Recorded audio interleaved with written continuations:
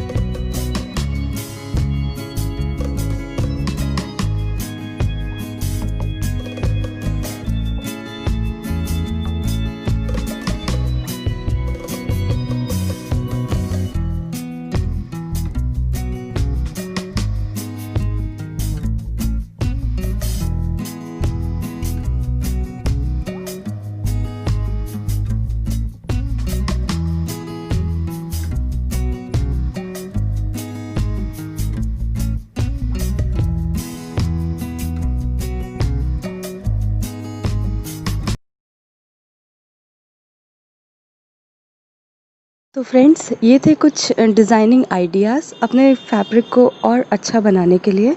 अगर आप इसी तरह के और डिज़ाइंस या कुछ डिफरेंट डिज़ाइंस देखना चाहते हैं तो कमेंट सेक्शन में ज़रूर शेयर करें।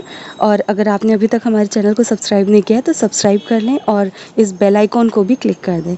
वीडियो देखने के लिए शुक्रिया।